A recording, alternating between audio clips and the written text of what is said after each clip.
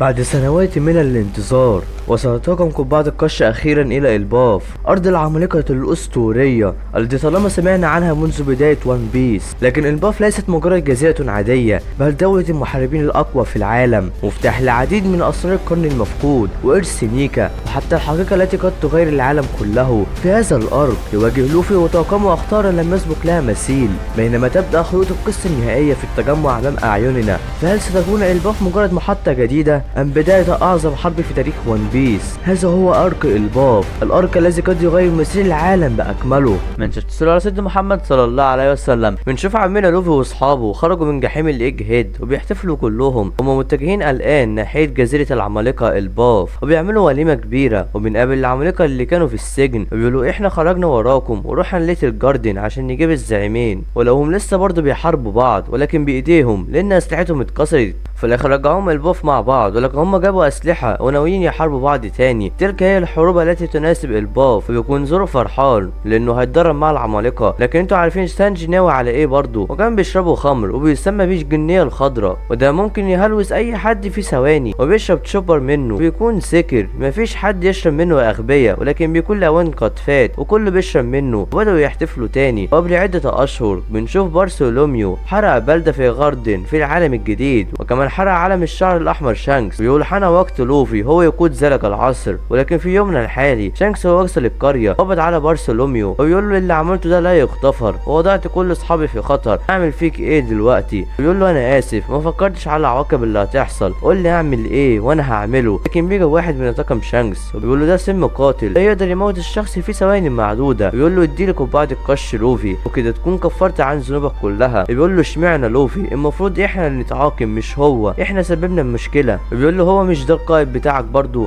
لكن بارثولوميو يفكر في لوفي، لكن ده بياخد الازازه منه وبيشربها، هو كده هيموت خلاص، وبيشرب حتى اخر قطره. وبيقول انا هستحمل اي مسؤوليه، لكن لوفي ليس له دخل في هذا الموضوع. انا مش عاوز لوفي يضيع كل وقته عشان شخص زي انا عاوز اشوفه ملك على القراصنه، ولكن كل ده ضاع بسبب غبائي، انها لحظاته الاخيره. لكن مفيش حاجه بتحصل، وبنلاقيهم رجعوا سفينتهم تاني، وبيكون اصلا مش سم ولا حاجه، ده كان بس بيختبروا. بيكونوا فرحانين، بيكون شانكس فرحان لانه عرف قد ايه الناس بتحترم لوفي. لكن بيجي ياسوب وبيقول له لازم برضه يدفعوا الثمن، وبيضرب رصاصه على سفينتهم وبتفجرها، وكده بيكونوا ماتوا. وبنروح لجزيره القراصنه وبنعرف الليحه السوداء رجع، بيكون متعصب جامد لان طبعا الطاقم بتاعه خلى كوبي يهرب منهم. وكمان اصبح العالم كله عارف رساله فيجا بانك عن البونجليف، وكده كل الناس الموجوده في العالم هيحاولوا ياخدوه، وحتى حكومه العالم. وكوبي كان الرهينه بتاعتنا، كده لازم نتولى امرهم. كان بيعرف ان موريا هرب برضه، بيتعصب اكتر. وطبعا باقي القراصنه بيسمعوا صوت تيتش، وبيسمع تيتش صوت بره، وبيطلع وبيلاقي القراصنه فرحانين جدا انهم جاهزين يغزوا العالم الحصول على كنز الوان بيس، دي روحهم عاليه. وبيكون تيتش فرحان. بيجي اوكيجي بيقولوا كوبي هرب ولكن مسكنا جرب، وكمان كنا فاكرين انه مات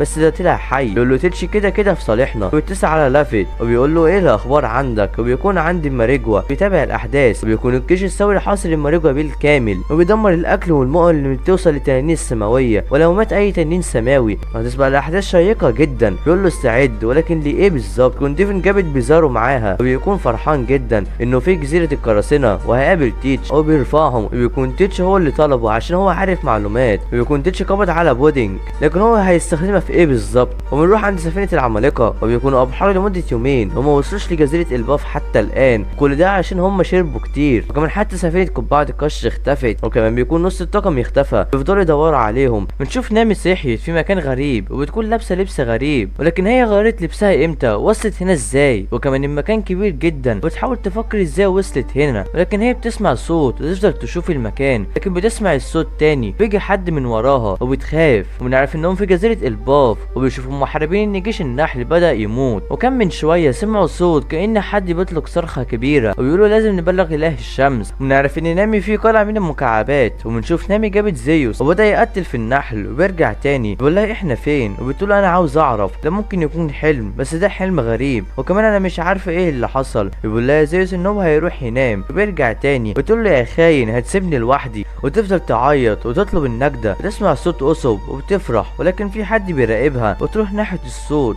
ولكن تقع، وبتكون حتى الارض من المكعبات. وبيقرب حد منها وبيكون قنفذ عملاق، وتفضل تبص عليه ومصدومه وتصرخ من حجمه الكبير، وبيخاف منها وبيغضب اوسب وبيجري وراها ويفضل نامي تجري، لكن بتشوفه بطيء، ده باين كده عشان رجله قصيره، ويتضايق اكتر وبيجري وراها اسرع من الاول، ويفضل تنده على اوسب وتسمع صوته وبتشوفه. من الصدمه بنشوف اوسب ولكن بيكون في قط بياكله، وقلت له هو انت كده يعني بتنده عليا عشان اساعدك؟ وكمان القط ده كبير ليه؟ وبتلاقي القنفذ قرب منها وتحاول تصحي زيوس، بيقول لها جه ميعاد الاكل يا عم هاكلك بس ساعدني، وبيهجم عليها وبيقرر زيوس يساعدها وبيدخل في بق القنفذ ولكن بيقفل بقه عليه ويفضل يزق في نامي وبيرفعها، وبتشكل زيوس رعد وبيضرب القنفذ بقوه ويفضل يجري حوالين نفسه وبيقع تحت هو ونامي، ولكن تقع على القط وتنزل، ولكن القنفذ بيقع على القط وبيتكهرب معاه، لكن بيكون لسه في وعيه ويفضل يجري وراهم وبيحاول يقتلهم او ياكلهم على الاقل. وطبعا بنشوف اوسب صحي وكان بيتجول في الارجاء وبيقابل القط العملاق وبتقول له نامي المشروب اللي احنا شربناه دوت بسبب الهلوسه، لكن بيوصلوا لنهايه الطريق وبيكون القط لسه بيجري وراهم وبيقول لها مش انت بتقولي هلوسه يبقى انا في حلم والقط ده مش هيقدر ياذيني، انت جبت الثقه دي منين يالا؟ وبيقرب منه اكتر وبيهجم عليه وبيضربه، حلم برضه مش صح،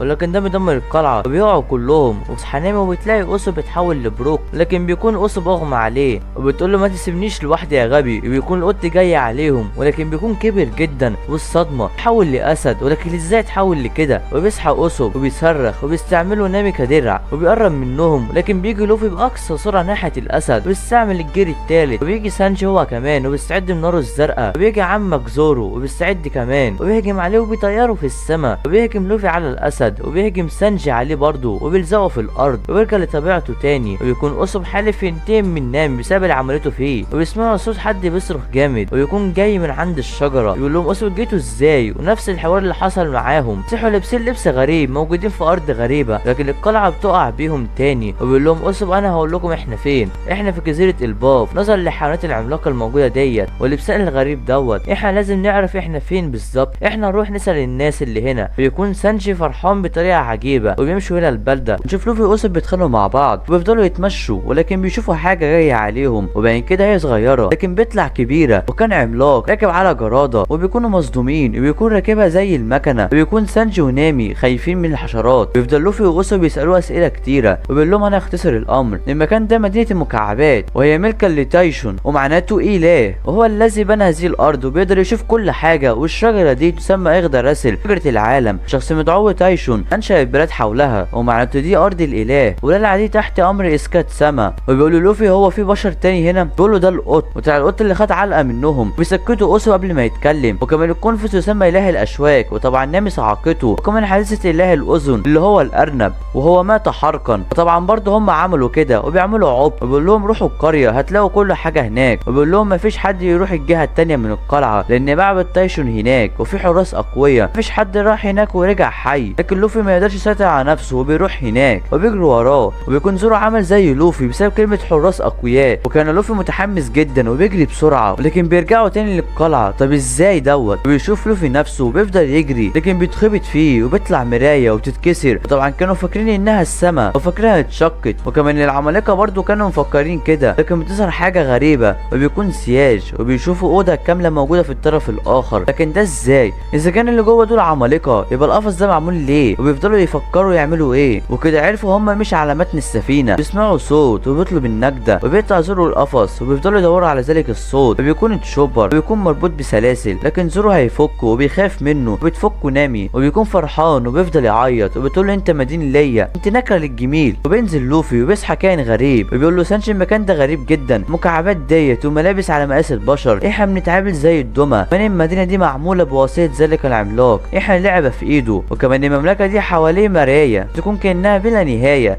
لكن بتشوف كائنات كتيره، وبيظهر واحد للوفي بيكون تعبان، وبيظهر غراب ومجموعه فيران وبيكونوا متحاصرين، وعرفنا هم مين الحراس، عشان كده مفيش حد بيرجع تاني، وده اصلا مش معبد، وبنطلع بره الغرفه وبنشوف حد ماشي وبيكون شكله غريب جدا، وبنشوف لوفي بدا يتحول للجيل الخامس واخيرا بعد غياب طويل، وبيهجم على التعبان بسرعه، وطبعا بتوقع الفرشه في النار، ولوفي كان بيهرب من التعبان، بيكون سانجي متحاصر من الفيران وبيهجم عليه واحد، لكن بيطيروا في السماء وبيلزقوا في الارض، وبيهجم زورو على الغراب، بيكون نامي وتشوبر بيدوروا على حاجه، وبيقع اوسوب وبيشوف نار وراه، ويكون الشخص قرب من الاوضه، نشوف الاوضه بتطلع دخان، وايه اللي بيحصل هنا؟ ويفتح الباب وبيلاقي الاوضه كلها بتتحرق، وباين كده هو تايشون، وبيقول لهم اوسوب بيهربوا من هنا وبيخلصوا على الحيوانات كلهم، وبياخد نامي حاجه وبيخرجوا، بيكون تايشون متعصب، بيكونوا ماشيين بيشوفوا نفس الاوضه قط وبيضربوا لوفي وبيركبوا عليه، وبتكون نامي لقت خريطه مملكه المكعبات، ولكن بنلاقي تاشون دخل المملكه وبيكون ماشي ورا لوفي والباقي وبيكون متعصب جدا، ولكن حاكم الشمس بيجري وراهم وبيكونوا حرقوا غرفته. ستدفعون ثمن فعلاتكم ايتها الدمى الحيه. بيفضلوا يهربوا منه، لكن اله الشمس بيفضل وراهم وبيلاقوا جدار قدامهم، وكان زورو بيفكر يقطعه وسانجي بيفكر يضربه، لكن لوفي بيقدر ينط من فوق الجدار لانه دمر اي شيء، وبينط اسكات من فوق، لكن ما كانش سريع بما فيه الكفايه وبيقعوا كلهم، وبيكون اله الشمس قرب منهم وكان هيمسكهم، لكن بيهربوا منه وبيقول انت بتساعد ليه الناس دي يا اسكات، لكن هو ما يعرفش انه اتضرب منهم، ولكن الطريق ما زال طويل امامهم لكي يخرجوا من ذلك المكان، ولكن نامي بترمي الخريطه وبيكون قسم مصدوم، انت رميتيها ليه؟ وبتقول له انا حفظتها كلها، وبتقول الانعكاس اللي كنا عنده هناك، وكمان السحب دي مجرد اشياء من القطن العملاقه، احنا عبرنا نصف البلاد، احنا قريبين من المخرج، ولكن بيكون اله الشمس اتعصب اكتر، انتم مش هتعرفوا تخرجوا من هنا، وبيجهز شبكه وبيجروا وراهم اسرع من الاول، وكان هيمسكهم، بيفضل يدمر في المكان حتى لو وصلتوا للجدار مش هتعرفوا تحطموه، وبيجري وراهم وبيمسكهم، بيحاول اسكات يهرب، تعالوا يا دمية الحيه، ولكن زورو وسانجي بيقولوا واصلوا التقدم وبيستعدوا وبيهجموا على الشبكه وبيقطعوها كلها وبيهربوا منه، بيفضل اسكات يجري بسرعه، دول ازاي قطعوا الاسلاك ديت؟ الاسلاك دي مصنوع من المعدن، حتى لو وصلتوا للجدار القصه مش هتتغير اللي انا كاتبها، وانت عارف الثمن دوت يا اسكات. وبيتكلم اسكات وبيترجم تشوبر كلامه، بتقول له بطل كلام يهبل، بيقول له انت ازاي بتكلم سيدك كده، وبتعصب اكتر وبيقول لهم انتوا هتقابلوا اله الاذن مش هتعرفوا تهربوا منه، وبيقولوا الناس ان في خبر وحش، اله الاذن لقد تم احراقه، وطبعا لوفي والشله كلها كلته، انتوا ازاي قتلتوا الارنب الشرس دوت، وبيتعصب اله الشمس اكتر، لكن ده بيفضل يضحك اكتر، هو العالم بيشتغل كده، قصه غير منصوبه بتظهر في المكان ده، انا قللت من شانهم، دول بيثيروا الحماسه فيها هذا العالم اللي بنيته يوجد الشر والابطال، التاريخ بيكتب قدام عيني، هذا هو جوهر دمية الحيه، وبيفضل يضحك حتى لو هيرودون يعترف بيكم انا هرفضها، وبيتذكروا زورو وبيكون من حلفاء لوفي، هو مين بالظبط الراجل دوت، وبيقرر العمالقه موجودين في المكان يهربوا بسرعه، وبيهرب لوفي بسرعه، وبيكون اله الشمس اتعصب اكتر، ايه هي خطوتكم الجايه، وبيفكروا يخرجوا ازاي، واسوب هو اللي هيتولى لهذا الامر، وبيستعد وبيضرب قذيفه على الجدار بتعمل انفجار كبير جدا وبتفجر المكان، وبينزل الحطام على الطاقم، بيفضل لوفي يتخانق مع اسوب، انتوا مش هتعرفوا تدمروا الجدار، هذا هو جزء المفضل، دمية بتعاني وبتواجه مصيرها اليائس وقله الحيله والهزيمه وخيبه الامل جزءا من هذا التاريخ، وبيحاولوا يهربوا، لكن بيكون اسكات تعب جدا، وبيكون اله الشمس متحمس جدا لضم الطاقم الى مجموعته، وبيكون عارف اساميهم، ولكن هو عارف ازاي اساميهم، وبيقع، وبتقول نامي مفيش حد مسؤول عن الكوارث الطبيعيه، مش كده برضو؟ بيقول لها اسوب لا،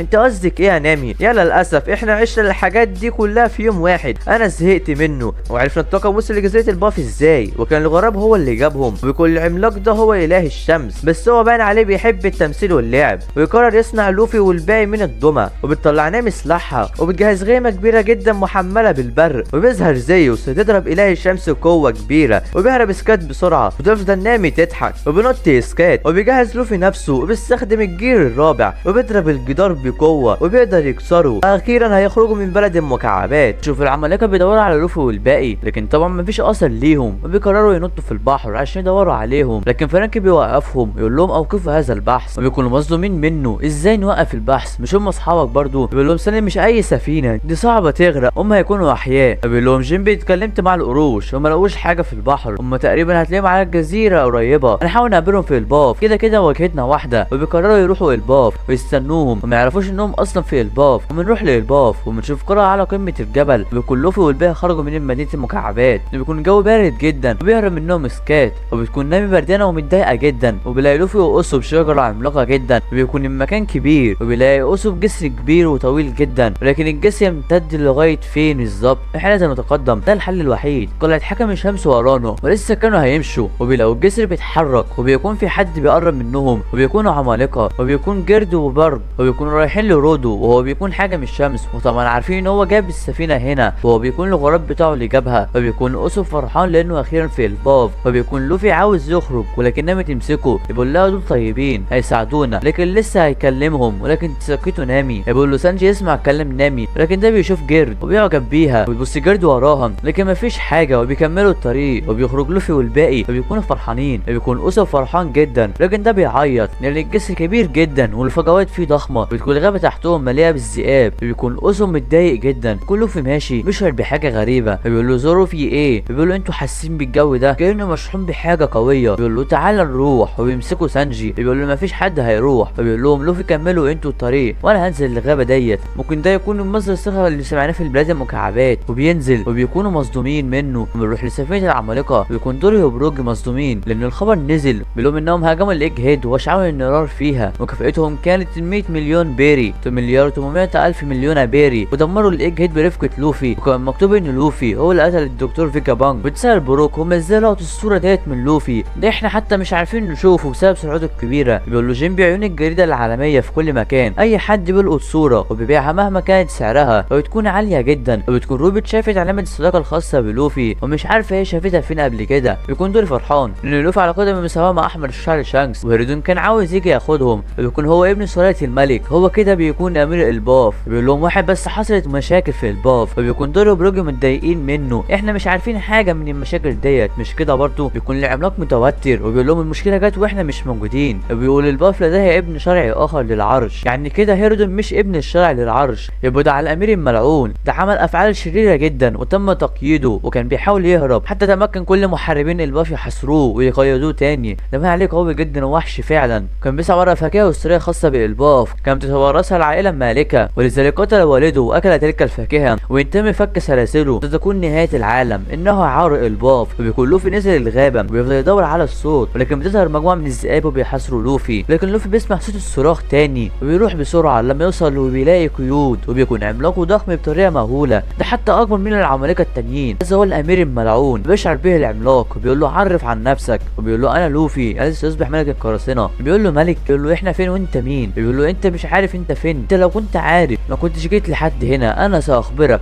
انت في مملكه محاربي الباف، ارض الحروب وورلاند، البلاد التي غرست نفسها للحروب اللانهائيه، البلاد الاقوى في العالم الباف، وانا مساجم نهايه هذا العالم، انا هو ملك الشمس لوكي. بنشوف لوفي واقف قدام لوكي وبيكون فرحان جدا لانه وصل للباف اخيرا، ويفضل يتكلم كتير وبيحاول لوكي يكلمه، لكن لوفي بيكون متحمس جدا. الباف دي الاقوى في العالم، دي كبيره جدا، انا كان نفسي اجي هنا من زمان. لكن لوكي بيتعصب وبيصرخ في لوفي جامد جدا، بيشعر بيه الحيوانات اللي في الغابه وبتروح مكان لوكي ولوفي وبيقول له اياك تتكلم من غير اذن، انا هو حاكم الشمس. بتكون مكافاه لوكي 2 مليار و600 مليون بيري، دي مكافاه كبيره جدا، دي استحاله تكون من غير عمل شرير وفظيع. بيقول له ايه رايك بالوضع دوت؟ بيقول له انت مقيد بالسلاسل. بيقول له انا كنت كده بقالي 6 سنين، انا بصنف اقوى واحد في الباف، وهذه الشجره كنز ادم، اكبر شجره في العالم، وهي اساس وورلاند، والسلاسل مصنوع من الحجر البحري واللي هو بيستنزف قوه اكل فواكه الشيطان، ومش هقدر اهرب من هنا. بيقول له عاوز تعمل صفقه؟ بيقول له ايوه، انت قرصان، انا هديك في المقابل اي قرصان تريد سحقه لن يتبقى منه اي شيء، هذا هو عرضي لك، حررني من هنا وسافعل ماذا تريد في اي قرصان. وبيفكر لوفي وبيقول له لوكي المفتاح هتلاقيه في القريه، لكن بيشعر لوفي بحاجه جايه عليهم. بيقول له لوكي انا نسيت اقول لك، هذا هو العالم السفلي، مفيش اي حد بيفكر ينزل المكان دوت، المجرمين بيترموا فيه وبيكون فيه وحوش عملاقه ومخيفه. الناس بتفكر مليون مره قبل ما تعمل اي جريمه في هذه الاراضي، هذه الاراضي سجنهم وايضا مكان اعدامهم. انت لو حفرت في الارض هتلاقي عظام للبشر والعمالقه، الجبال دي موجوده من الاف السنين. انا مش عارف انت ايه اللي جابك الارض الثلجيه، الوحوش دي كانت هنا منذ كنت طفلا واصبحت لك وحوش اصدقاء المقربين، لو انت رفضت الصفقه هتكون نهايتك على ايديهم. وبتكون الوحوش عملاقه فعلا، بيقرب الدين من لوفي، بيكون في شويه بشر برضه، لكن البشر دول رفعوا اسلحتهم في وجه الباف واترموا في العالم السفلي، وبيلبسوا تلك العباءات عشان يتخفوا من الوحوش. بيكونوا عاوزين يسرقوا لوفي، وبيقرب لوفي من الديب وبيهجم عليه واحد، وبيقرر البشر ياخدوا ما تبقى من جثته، وبيحاولوا يقربوا لكن بيتكلم واحد ويقول لهم احنا مش عاوزين يحصل لنا زي المره اللي فاتت، احنا ما كناش متوقعين اننا نقابل احمر الشعر شانكس. وبيسمع لوفي اسمه وبيكلمهم، وبتكون الحيوانات كلها بقت صحاب لوفي وبيكونوا مصدومين منه، انت ازاي روضت تلك الوحوش؟ بيكون لوكي مصدوم، من ذلك البشري؟ وبيجري لوفي بسرعه على لوكي وبيقول شانكس جه هنا امتى؟ وبيبتسم لوكي بطريقه غريبه وبيقول له ايوه جه هنا، ذلك القرصان الجبان.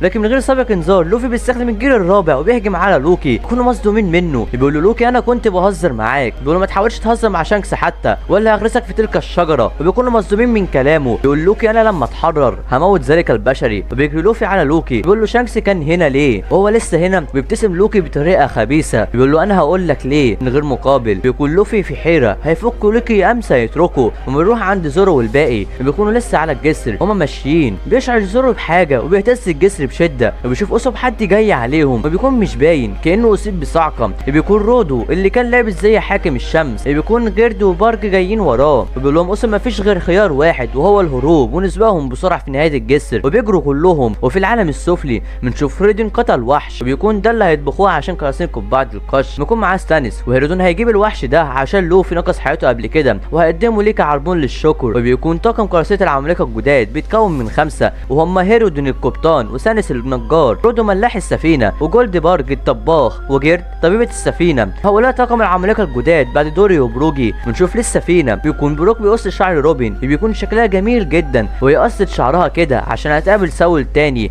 بعد غياب طويل، هي عاوزة يتذكرها كما هي وبيكون فرحانين وبيكونوا اخيرا وصلوا جزيرة الباف وبيكونوا متحمسين جدا بعد كل تلك المعاناة. وبنشوف العملاق ساول وهي على الارض، بنشوف الطاقم لسه بيهرب من العمالقة وبيكون اسم مش مصدق انه في الباف، طالما انا في الباف ليه عملاق بيطاردني، ولكن بيشوفوا نور في نهاية الطريق وبيفضلوا يجروا ناحيته وبيخرجوا اخيرا وبيلاقي شجر كتير جدا بيكون عملاق وبيكون اسم متأثر بسبب منظره، ولكن زورو بيقول له ما تتأثرش كده وبيسمعوا صوت العملاق وبيكون بيدور عليهم لسه وبتكون نامي متضايقة منه وبيفكر زورو يقطعه وبيقول لهم اسم احنا مش عاوزين نخلي العمالقة اعداء لينا، وتفكر نامي تعمل ايه ونروح العالم السفلي ونلاقي لوفي بيخرج من المكان. بنشوف جيرد وبارك لسه ماشيين ورا رودو ومعاهم ساني وبيعدي لوفي من جنبهم وبيلاقي ساني معاهم وبيحاول يرجع تاني ولكن جيرد بتمسكه وبتكون عارفاه وبتقول له انا بحب البشر وبصاحبهم، بيقول لها بارك ده مش موضوعنا وتأسف جيرد على اللي عمله رودو فيهم، بيقول له بارك انت كنت في العالم السفلي ليه؟ انت وقعت هناك.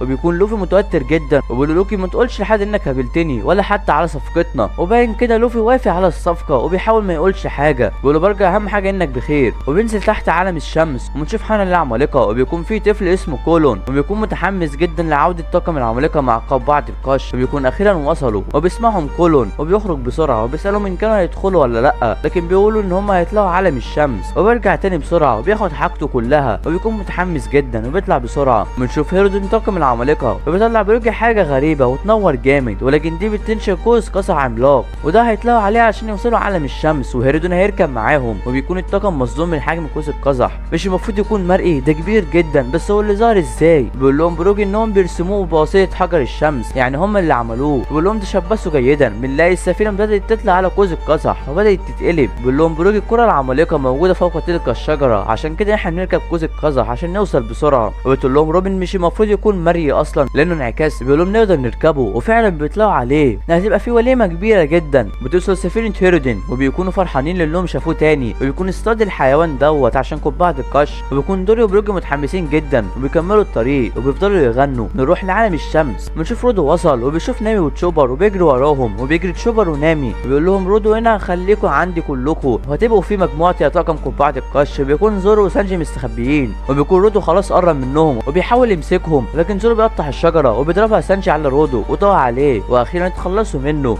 لكن بتيجي جيرد وبارك بسرعه عليهم وبيكونوا خايفين منهم ومش عارفين يعملوا ايه، وبتجهز جيرد سلاحها وبارك برضه لكن دول بيضربوا رودو ضربه كانت هتموته. وبيكون لوفي معاهم وبيكون الطاقم فرحان وبتكون جيرد فرحانه جدا لانها قابلت باقي الطاقم. وبيشوفوا ساني وبيقرروا لوفي واسو بيروحوا يشوفوا قريه الباف وبيجروا بسرعه وتاخد جيرد بقيه الطاقم ونلاقي لوفي والباقي وصلوا للنهايه، لكن لوفي بيقول لهم احنا هنركب السحب وبيكونوا مستغربين منه، لكن لوفي بياخدهم وبينطوا للسحب وفعلا بيكونوا ماشيين عليها بيفضلوا يكملوا واسو متحمس جدا لانه هيشوف الباف اخيرا. وبنروح للسفينه وبيكونوا قربوا من القريه والعالم بتاعه متقسم ل3 طبقات وهو عالم السماء وعالم الشمس وعالم السفلي، والعمالقه عايشين في عالم الشمس وبيكون لوفي والباقي وصلوا اخيرا وبيشوفوا قريه الباف وبتكون كبيره جدا ومنظرها لا مثيل لها، وبتذكر اسو لحظاته مع لوفي لما كانوا لسه بيحلموا يوصلوا للباف، بيفضل يبكي وبيشوف لوفي طاقم العمالقه وبقيه الطاقم بتاعه وبيكونوا فرحانين لكن بيشوفهم راكبين قوس القزح وبيكون مصدوم وبيكون عاوز يركب معاهم بسرعه. وبنشوف شخصيه مجهوله بتتجول وبتكون بشري، بنشوف روبن وهي صغيره وكانت بتهرب من الجميع انها كانت بتشكل خطر عليهم لانهم واخدين فكره خاطئه على جزيره اوهارا، سمعوا انهم عاوزين يدمروا العالم كله ويسيطروا عليه، وكمان روبن هي الناجيه الوحيده منهم وبيقولوا انهم شياطين الجزيره ولازم يموتوا كلهم، وعشان كده روبن بتهرب منهم لانها تريد النجاه. وكمان البحريه قالت للصحافه كلام خطر على روبن وقالوا انها اغرقت سفينه كامله من الناجين من بتوع اوهارا، لكن البحريه هي اللي عملت كده ولكنه عاوز يموتها باي طريقه. وطبعا الناس كلها صدقت كلامه وكل الناس دلوقتي بقت ضدها وبقوا خايفين منها، وبقت مكافاه روبن 79 مليون بيري، دي مكافاه كبيره جدا بالنسبه لسنها، وكانت روبن شغاله في مزرعه وبتشكرها العجوز، لكن طبعا هي بتغدر بيها وتجيب الحكومه عشان يقتلوها، لكن روبن بتهرب منهم بسرعه وكانت بائسه جدا وبتحاول تبقى طيبه، ولكن بيشوفها واحد لكن بتهرب منه وبقى العالم كله ضدها وبقى العالم كله بيدور عليها، وكانت بتعيش اسوأ ايام حياتها وبقى الناس يحكوا قصص عليها وكلها كده وبيألفوها من نفسهم، حتى اصبحت شيطان العالم كله والكل يتمنى موتها. وكانت روبن عاوزه تنتحر وتفضل تتذكر كلام الناس عليها، وكانت بتتذكر والدتها وبتقول لها عيش يا روبن، وتتذكر ساول وكان بيقول لها مهما الدنيا ضاقت بيكي اتحكم نفسي طريقتي، لكن بتفضل تبكي بشده وتفضل تهرب من العالم ومن روح للحاضر. وبيكون العمالقه خلاص قربوا يوصلوا للمينا وبيكونوا مستغربين ان في مينا على الشجره، لكن بينزلوا بسرعه وبيوصلوا اخيرا وبيرحبوا بيهم كلهم. بيكون لوفي والباقي وصلوا برضه، وبيكون فرانكي منبهر من السفينه الطائره وهي بتطير بوسيله الغيوم. بيوصل لوفي وبيرحب بيهم هيرودين وبيعرفهم على الطاقم وبيتقابلوا كلهم اخيرا، وبيقول لهم هيرودين احنا اتباعك يا لوفي، لكن لوفي مش بيعجبه كلمه اتباع، انا مش محتاج اتباع. لكن هيرودين بيقول له دي رغبتنا يا لوفي، بيقول له اخبار هزيمتكم للبيج مام اثارت ضجه كبيره، لكن اشمعنى بيج مام؟ بتقول له جيرد انها كانت ترتبط بيهم وكانت صديقه الطفوله، لكن هي عملت اعمال شنيعه بالباف. لكن دوري بروجي بيقول لهم تعالوا نحتفل بقى، وكلهم بيفرحوا وبيروح الطاقم للحانه، لكن روبي بتنده على لوفي وبيركب فرانك وبروك السفينه مع جيرد، لكن هم رايحين على فين؟ وبيكون الطاقم كله على السفينه وهم بيكونوا رايحين الجانب الغربي للقريه، وبعدين كده رايحين يقابلوا ساول. وكانت روبن عاوزه تروح لوحدها، لكن هم كلهم راحوا معاها لانهم عاوزين يشوفوا ساول. بيقول لها لوفي من واجب القائد يحترم من انقذ اصحابه، وبيقول لهم دوري روحوا براحتكم وهاتوا ساول معاكم ونحتفل كلنا. وكان ساول عاوز يقابل روبن عشان يوريها المكتبه، وكمان ساول يكون بتدريس ماده التاريخ للاطفال. وبيوصلوا للشاطئ وبيكون المكان ده نبع المحاربين وبيهبطوا بالسفينه، وبتقول لهم جرد المكتبه على تلك الشجره بتكون كبيره وبتسمى مكتبه البومه. وكان لوفي متحمس بيروح علشان يجيب ساول، لكن نامي تمسكه وبتقول له ده لم شمل روبن، وبتكون روبن قلبها بيدق بشده، لكن بتيجي عملاقه وكانت بتطلب من نجده وتقول ان ساول انهار على الارض ومش بيتحرك. بيكونوا مصدومين، ده احنا لسه واصلين، احنا كنا جايين نقابله بعد كل دوت جاي ينهار دلوقتي. بيكونوا عاوزين يساعدوه وتشاور لهم العملاقه عليه، وبين كده هو قدامهم، لكن روبن بتهدى وبتطمنهم كلهم مفيش حاجه، وتروح لساول وتفضل تتقدم لما توصل له وتقف قدامه، لكن ده بيحاول يخوفها، بيفضل يضحك ولكن بيتفاجئ من شكلها ونسي انها كبرت، وبيكون عاوز يشوفها عن قرب وتطلع على ايده، وبيقول لها انت شبه والدتك جدا. بيقول لها سمعتي بس فيجا بانك؟ وتقول له لا لانها كانت وسط المعركه هناك. بيقول لها ده اكتسبت كلمات من اوهارا، المنتصرين بيكتبوا التاريخ، وكلمات اوهارا اوصلتها للعالم لن تنسى ابدا.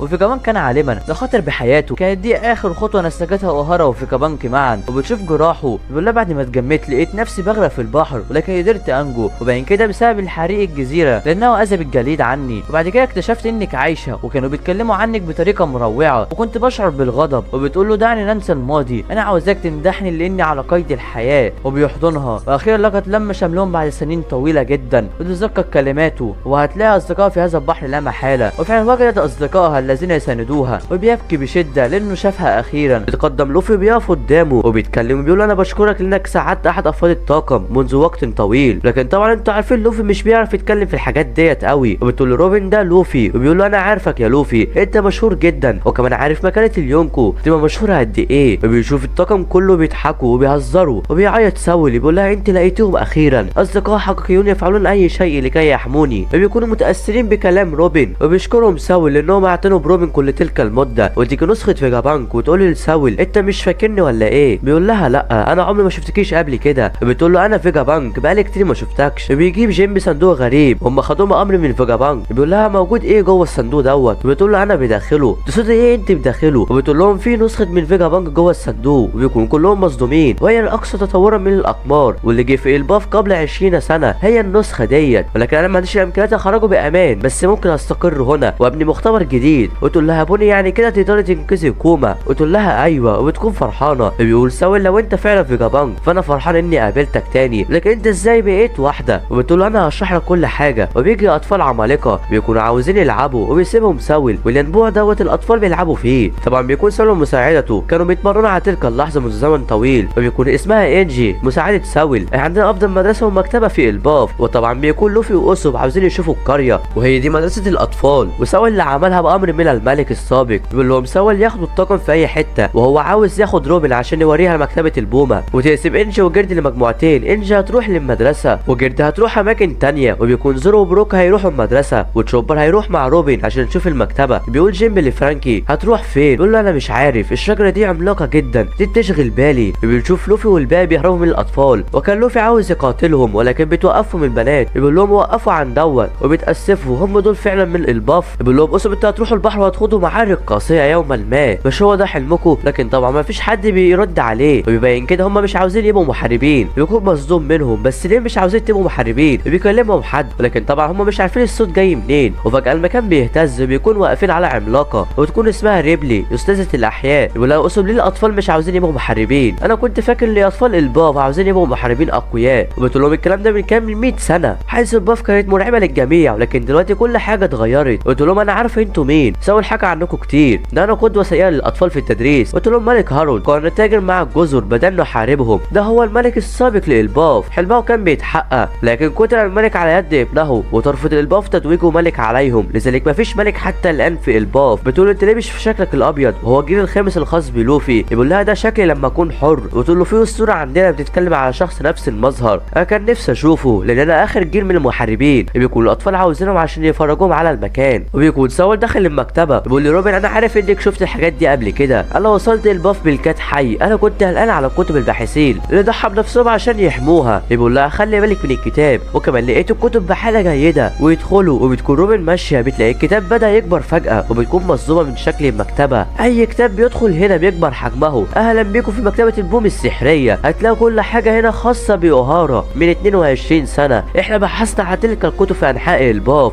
ولقيناها كلها. وتبكي روبن من شده الفرحه وتتذكر جزيرتها. ونروح للعالم السفلي وبنشوف لوكي بيكلم حد عن طريق الحلزون، بيقول انا مضيت وقت طويل جدا. بيقول له ما زال الحدث بيزعجك؟ بيقول له ايوه، كل مره افتكره جسمي بيقشعر منه. بيقول له لوكي احنا ما تقابلناش قبل كده، ولكن يا ريت نكون اصدقاء لمده اطول، ده لو كنت مكانك لكنت دمرت المنطقه كلها وقتلت كل واحد فيهم. بيقول له انا مش عاوز كده. وبيزعق لوكي بيقول له عشان انت كده مثال للسذاجه، لا يجب اولئك الاغبياء ينجون من فعلتهم واللي هيجوا سعيا في الانتقام. بيقول له شكرا ليك، انا ادركت مؤخرا انك تخفي كلام اللطيف ورا الكلام العنيف دوت. وبيغضب لوكي بيقول له انت بتشعرني بالاشمئزاز، فهمت الموضوع بشكل خاطئ، انا لطيف فعلا. وبيقول له اهدى. وبيقول له لوكي اسكت، انا لما اتحرر انا هلقنك درسا لن تنساه. بيكون العمالقه بيحتفلوا والاجواء حلوه، لكن بتحصل حاجه غريبه في القلعه، بتفتح بوابه شيطانيه فيها زي اللي خرج منها الجروسيه، وبيصير منها 2 غرباء، لكن هم مين دول بالظبط؟ واحد بيشبه حد نعرفه. وبنشوف بوني وتشوبر بيقراوا كتاب، وطبعا بيكون كبير، وبتكون الكتب بلغه غريبه. وبياخد ساول روبن، وبتشوف بوني بومه عملاقه. هي بومه دي عايشه؟ بيقول لها ساول ايوه، وبيكون اسمها بيبلو مدير هذه المكتبه. بيقول ان هو هنا منذ مئات السنين. بومه دي قادره على تضخيم اي كتاب يدخل في نطاقها. نواريس الاخبار مش بيجوا الباف لان هذه الجزيره غير منتسبه لحكومه العالم، لكن في صيادين في البحر بيقراوا الصحف، واحنا بناخدها وبنقراها في المكتبه. فبيكون زي اللي مع ساول، وبتكون كبرت، وده بيكون بسبب سحر بيبلو. وبتكون فاكهه بيبلو هي فاكهه النمو ايكونومي من نوع باراميسيا، بتمنح المستخدم القوه على جعل الاشياء غير الحيه كبيره بمجرد يدخل نطاقها. وبيكونوا منبهرين من حجم المكتبه وكمان كميه الكتب اللي موجوده فيها. بيقول لها ساول المكان عادي ليك الذكريات يا روبن. بيكون تشوبر بيدور على كتب طبيه، وبيقول له ساول الكتب موجوده وهي من كتابه تلك الجزيره. وبيكون فرحان، ولكن الكتب دي بتكون كبيره ولا يمكن تصغيرها. وبنشوف لوفي بيلعب مع الاطفال، وكان بيتارجحوا بقوه كبيره لدرجه انهم خافوا جدا. وكمان اسب وبيحاول يوقف لوفي، ولكن لوفي بيكون متحمس جدا وبيزود القوه اكبر. ولكن نامي بتضربهم وبتقول لهم انتوا خليتوا الاطفال يخافوا. وبيعتذر لوفي وبتقول له الاعتذار لوحده غير كافي. وبيلاقي الاطفال بيبكوا، المحاربين مش بيعيطوا، دول مثير للشفقه. بيقول له سانجي الاطفال بيتربوا هنا على اللطف، ولكن طبعا دول عاملين زي سانجي بالظبط. وبيكون كلون قرب يوصل وبيشوف فرانكي، وبيكون بيتسلق الشجره. وبنشوف في المدرسه الاطفال بيلعبوا، وكان زورو نايم كالعاده، وبيكونوا بيلعبوا مع الطاقم. وبيكون لوفي واسب زعلانين، دول كانوا فاكرين ان الباف هتكون شيقه جدا، ولكن اللي حصل العكس،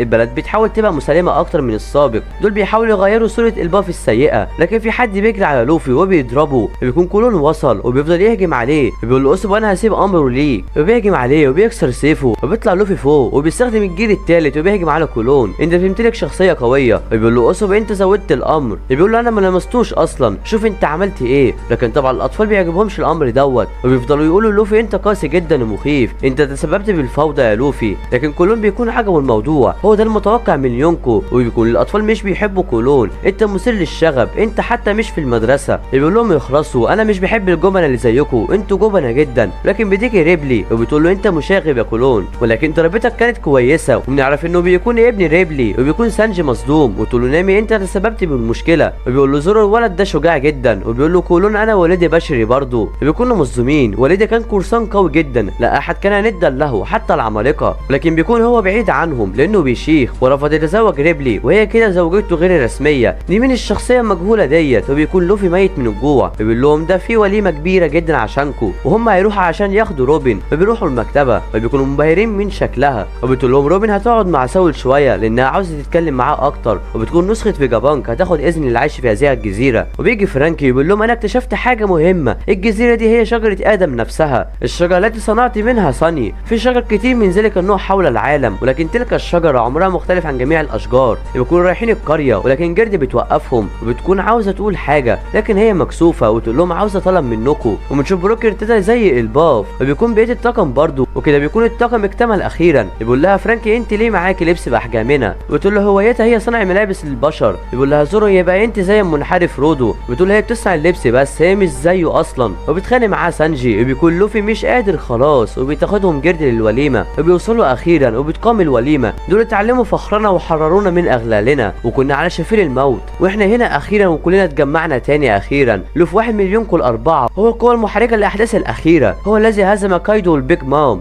احنا بنرحب بيهم هنا. وبتكون الاجواء سعيده جدا، وبتيجي بنات لسانجي هو انا في نعيم ولا ايه؟ انت طول عمرك كده منحرف. فبيكون لوفي بياكل بشراهه، وبتكون في سفينه قادمه ناحيتهم، وبيقابلوا ستانيس وهو بيكون عملاق من حديث الشيبوندي. وطبعا لما لوفي ضرب التنين السماوي، بس طبعا الزمن بيغير شكل الشخص فعلا، وبتكون حاجه كبيره بتقرب منهم، وبيكون عملاق ضخم جدا على العمالقه التانيين. انا سمعت ان في بشر هنا، فانا جيت عشان القي التحيه عليهم. وبيشوفوا لوفي، لكن بيلاحظ ان في سيف في راسه، لو كمان يخترق راسه حرفيا، وبيكونوا مصدومين منه. وبنروح للقلعه، وبنشوف العمالقه اتقابلوا مع الدخلاء. انتوا مع طاقم قبعه القش ولا ايه؟ وكمان انتوا دخلتوا القلعه دي ازاي؟ وبتقول لهم فين لوكي؟ يقول لها ده عار الباف، كمان قتل الملك هاردوك اللي احنا كنا بنحبه، وكمان احنا مش هينفع نجاوب على ذلك السؤال ده، لو اتحرر هنقع في مأزق كبير جدا. يبقى انتوا مش هتجاوبوني. وتتقدم شويه، ولكن العملاق حس بشيء مرعب، وبدا يتألم بشده. هو ايه اللي بيحصل؟ كأن في حاجه بتضغط عليه بشده، وكان بيموت حرفيا، وصاحبه مش عارف ايه اللي بيحصل، وبيموت وبيفضل يضغط عليه اكتر. وبعدين كده هو مات. انا ما كنتش بقول سؤال، انا كنت بامركم انكم تجاوبوني. وبعدين كده القوه جايه منها هي، وبيكون شانكس واقف وراها. طب ازاي دوت؟ هو شانكس قلب ضدهم ولا ايه؟ وكمان هم مين اصلا؟ وكمان ده شانكس ولا واحد بيشبهه اصلا؟ وبتقتلهم كل العملاق التاني، وبيمشوا من القلعه. وبيكون طاقم قبعه القش بيحتفلوا بالوليمه. وبيكون العملاق ده اسمه يارول، وبيكون اكبر رجل في العالم، وبتعدى عمره 400 عام. وبيكون لوفي عاجبه طعم اللحم جدا، وبيكون يارول مصدوم لانه طبعا ما فيش بشر بيقدر يدخل عالم الشمس، كلهم بيظنوا ان العالم السفلي هو العالم الوحيد في الباف، وعشان كده هم بيهربوا من الجزيره. وطبعا بنشوف اوسوب بيحكي قصصه البطوليه، وطبعا برضو انتوا عارفينه بيكون كذاب وبيحب يزود الكلام من تلقاء نفسه. وبنشوف سانجي مستمتع مع الفتيات العمالقه، وبيحتفلوا مع بروك، وبيجي رودو بيكون متدغدغ حرفيا ومتاسف لنامي والباقي. وبتكون جردي هي اللي اجبرته على الاعتذار، وبيقول له زورو حصل خير، على الاقل ما فيش حد مات، وكمان الافضل ان اوسوب وقفني، ده لو ما كانش وقفني لكنت قطعت راسك حينها. وبيخاف رودو منه، الناس دي مكافئتهم عاليه، ما تستخفش بيهم يا رودو. بتقول له جردي يبقى يقطع راسه المره الجايه لو عمل حاجه. بيقول لها كل من ولد في الباف بيحلم يبقى حاكم الشمس ويسيطر على هذا العالم. وطبعا كل العمالقه بيتخانقوا، وده بسبب صفه حاكم الشمس. الاساطير عندهم بتقول ان هو حاكم الدمار او الضحك او التحرير حتى، ومش عارفين حتى انهي صفه الحقيقيه عنده. ونعرف ان في نصوص هارلي الخاصه بالباف بتنقل الاجيال عبر الزمان، وفسرت تفسيرات كتير عن حاكم الشمس، ومحدش عارف صفته، ومفيش حد يقدر يترجم ترجمه موثوقه. وكان بيدعى حاكم الشمس نيكا، وهو ظهر كبطل لايقاف دمار العالم او مدمر الذي يريد تدمير العالم، ولكن ده بيصير لما العالم يباشر تغييرا جذريا. وعشان كده اصحاب السلطه بيخشوا ظهور نيكا، بيقولوا لوفي ده باين الشخصيه دي اللي بوني كانت بتتكلم عنها، كل الناس التي تملكها اليأس وكان يلجأ اليه. وكان نيكا بيكتسب سحب بيضاء، وكان يضحك وشعره ابيض. بيقولوا لوفي عشان كده هم بيقولوا انا بشبهه، ما انت هو فعلا يا لوفي، بس انا ماليش علاقه بيه، ده حلمنا كلنا نسبح نيكا. وعشان كده لوكي وهارو دوفي عاقبه ان يحاولوا يسبحوا نيكا،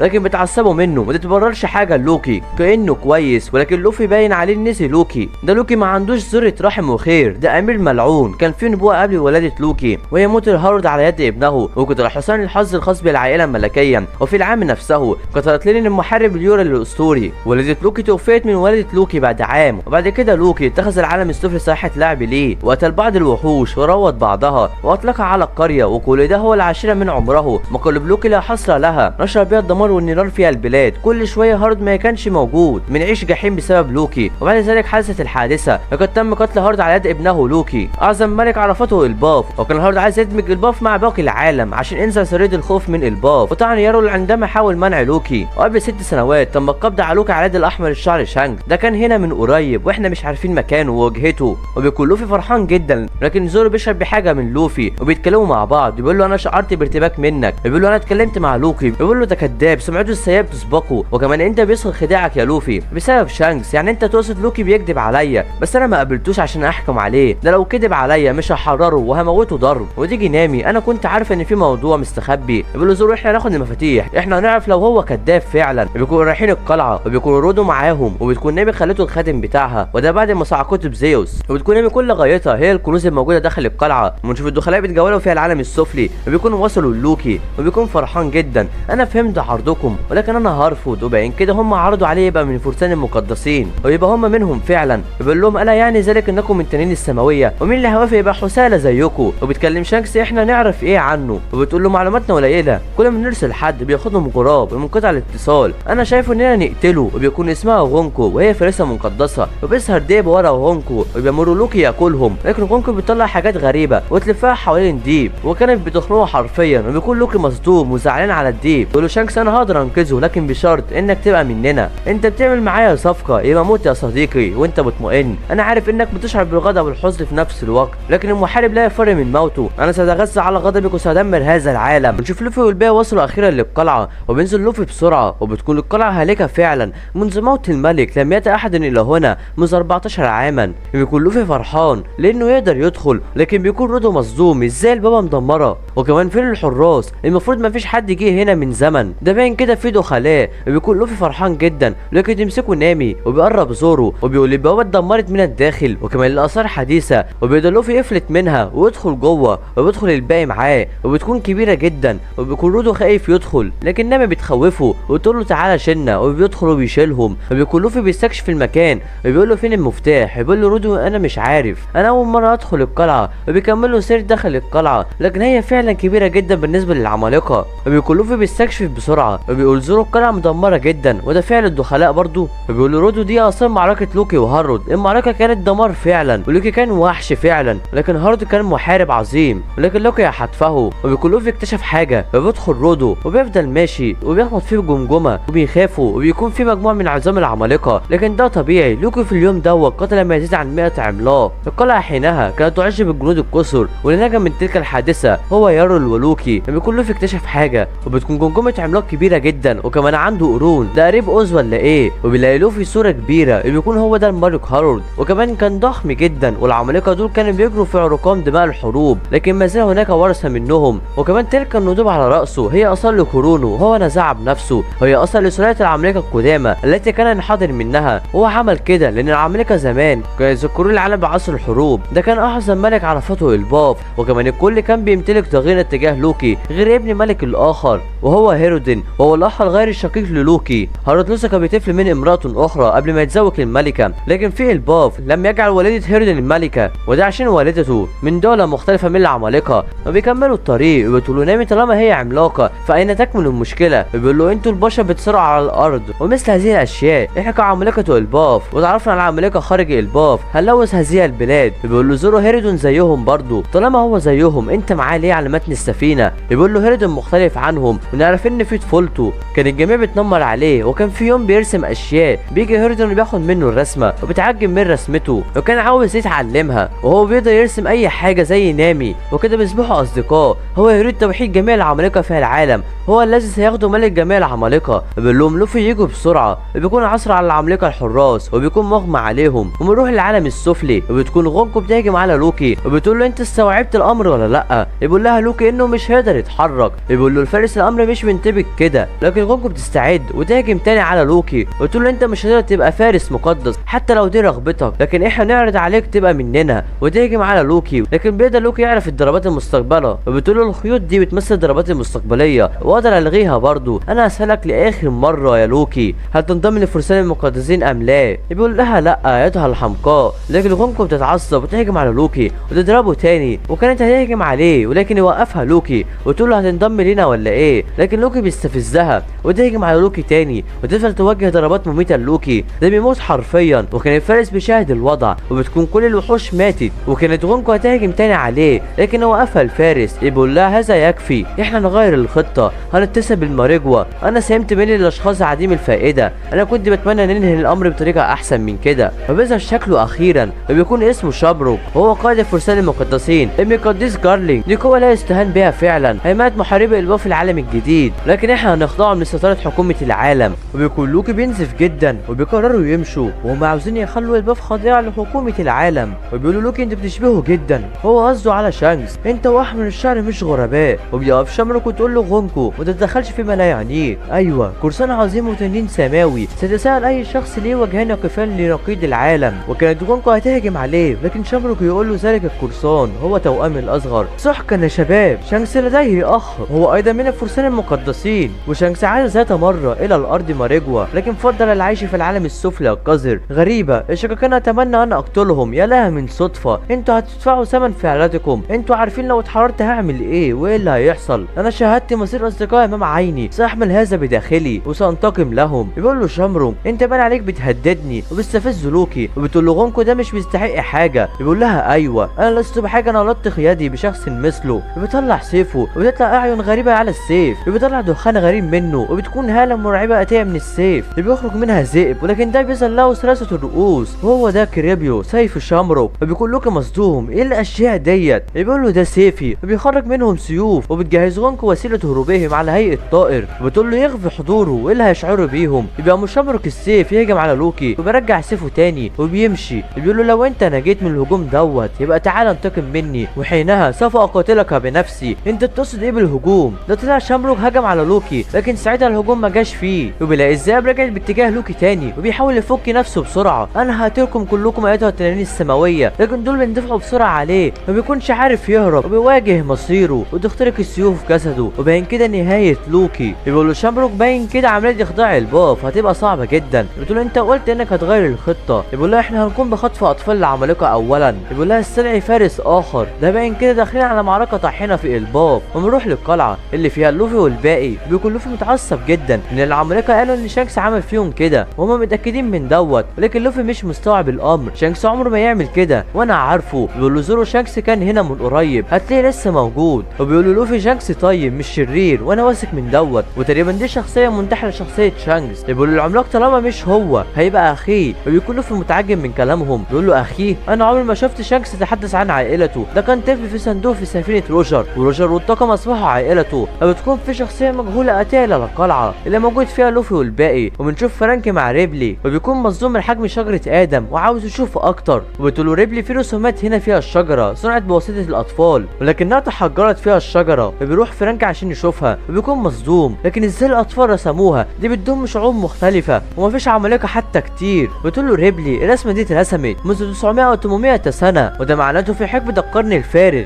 والشعوب كانت ما بينهم خلافات وحروب، ومفيش ثقافه متبادله، لكن هي لا تزال رسوم وخيال الاطفال، وهي اصبحت من ارث الباف. يكون فرانكي عايز يوري الصوره دي لروبن. بنشوف الاطفال بيلعبوا، وبتكون الاجواء سعيده جدا. وبيروح لمكتبه البومه، وبيكون ساول بيدور على كتاب معين وبيلاقيه، وبيكون هو ده كتاب هاردن المشهور، وهو بيضم تاريخ الباف. وبيقول ساول الكتاب ده بيضم حاكم الشمس نيكا، والناس كانوا بينشروا تراث نيكا في السر في العالم كله، وكانت هناك خلافات حول شخصيته. هناك اشخاص يقولون انه حاكم الدمار او حاكم التحرير، لكن العالم اتفق على صفه واحده، وهو يظهر على ايقاع الضحك والرقص. يقلد ساول رقصه نيكا، وبنشوف العمالقه بيحتفلوا وبيرقصوا رقصه نيكا برضه. يقول لها ساول الكتاب ده بيضم 3 فصول، والفصل الثالث بيضم عالمنا دوت، يعني هذه الحقبه وعلى ما سياتي قريبا، وبتكرهها روبن. وبيكون فرانكي مصدوم من رسوم الاطفال، وبين كده هي بتضم لغز كبير جدا فيها المستقبل وفيها الماضي وعلى اسرار القرن الفارغ. وكده وصلنا للنهايه، وبين كده الاحداث الجايه هتبقى جنونيه تماما، وهناك حرب كبرى اتاها الالباف. وترى لوفي والباقي هيتعاملوا معاها ازاي، وهل لوكا هينجو من هجومه ام لا، ومن تلك الشخصيات المجهوله. وده كل ده هنعرفه في الحلقه القادمه. ما تنسوش الاشتراك في القناه ولايك الجميل على الفيديو.